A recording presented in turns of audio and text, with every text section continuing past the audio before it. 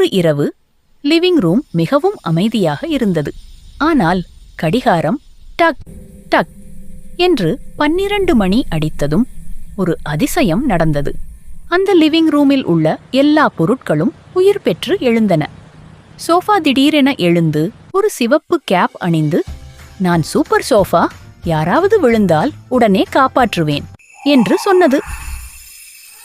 I am catch anyone who falls.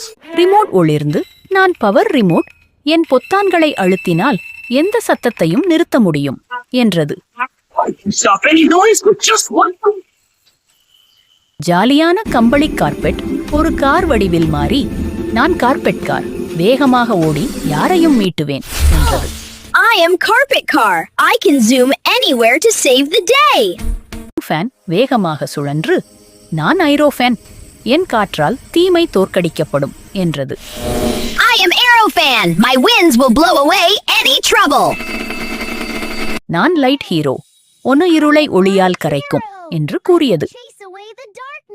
அந்த நேரத்தில் ஒரு சிறிய தூசி ராட்சசன் வந்தது.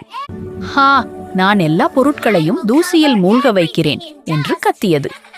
சூப்பர் சோஃபா முன் நின்று, நீங்க இங்க வரக்கூடாது என்று குரல் கொடுத்தது. பவர் ரிமோட் பொத்தான்களை அழுத்தியது. தூசி ராட்சசன் சத்தமில்லாமல் திரும்பினது. ஐரோஃபேன் காற்றை வீசி ராட்சசனை பின்னால் தள்ளியது. லைட் ஹீரோ பிரகாசமாக ஒளி வீசி தூசி ராட்சசனை மயக்கச் செய்தது.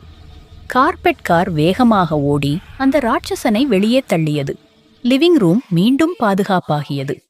எல்லா சூப்பர் ஹீரோக்களும் சேர்ந்து குதித்து கொண்டாடின. நாம் எப்போதும் லிவிங் ரூமை காப்போம். அடுத்த காலை எல்லா பொருட்களும் சாதாரண நிலையில் இருந்தாலும் லிவிங் ரூம் அந்த ரகசியமாய மேஜிக் நைட்டை நினைவில் வைத்திருந்தது.